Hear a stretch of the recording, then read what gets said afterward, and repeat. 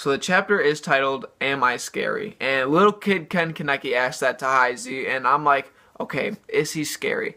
And I thought about it for a little bit. Individually, neither of them are very scary. They kind of like, sometimes Ken Kaneki will go off the chain and go centipede mode because he actually has two people in his head. The one he was before the Jason torturing him and the one after. And brown and white hair Kaneki are completely different, but they're always kind of not really fighting in his head. I think he controlled it and now he's completely white hair Kaneki, but that's the when Heizi and him go against each other, it's like crazy to see. I mean, he was going like centipede mode, having a fight in his head. Not really a fight, but he was kind of just coming to terms with himself, and I think he actually did. They don't look individual anymore. It looks like they kind of both went to one body, and now they're kind of in sync, and he looks like he knew a lot when he actually took custody of Hinami. Like, he took rights over her and stuff like that, so I'm glad that she's there, because Aoda won't have to risk his life anymore, because Aoda was supposed to jump in and save Hinami, because she was still in the building, and she couldn't move, because she was really tired with the fight with Takizawa, so she was just, like, in a really bad predicament, right in front of the god of death of the CCG, Arima, and Arima would have lit her up. He would have gotten that lightning something and just destroyed her.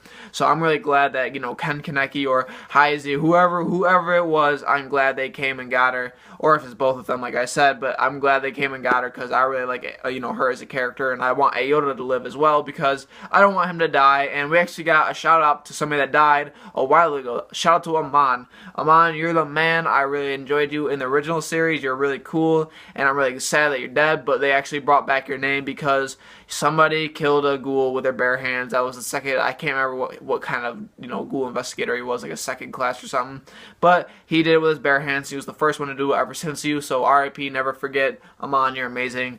Good shout out, good shout out. But the thing I really thought was really cool, other than, you know, the mental battle with, you know, Kaneki and Heizi, was the Akira and Takizawa meeting. She saw Takizawa, and somebody you eat with, you train with, you've been to class with, you don't want to see him like that. They're like, he was pretty much just completely different. I think he was an experiment as well, so it's like you don't want to see somebody that you've loved, like not loved, but they have love for each other, not like a brotherly, sisterly love.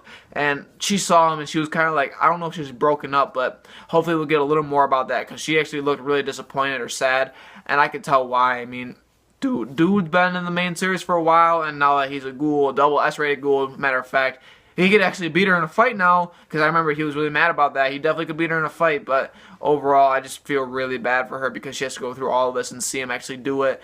And not to mention, Kaneki and Heizi had to go through that, so it was a very touching chapter, and it pretty much just wraps up this kind of arc, and how everything, like how all the ghouls were, and who the cannibal was, and that was, you know, Takizawa, so that's not really surprising, but we get to see things wrap up with Big Madame, and all that stuff, and it was just really fun to see, and now we got Nutcracker out of the way, so we'll have, I think the clown people will be back, the clown squad, or wherever they are, so they'll be back eventually, so I'm waiting for the chapters. This chapter wasn't really a lot to talk about. I just really enjoyed kind of seeing the mental state of them, and the mental state of Akira, Takizawa, all of them, and Hinami actually being saved, hearing Amon's name, just everything I really touched upon. I really enjoyed it, but that's really all I have for my review. Comment. I would love to talk to you guys about, just in general, Tokyo Ghoul RE. This chapter, I guess we could talk about it if you wanted, but it's not really a great chapter. It was like a 7 out of 10 for me. If you like my review, like it, subscribe. I greatly appreciate it, and tune in next week to my next Tokyo Ghoul RE review.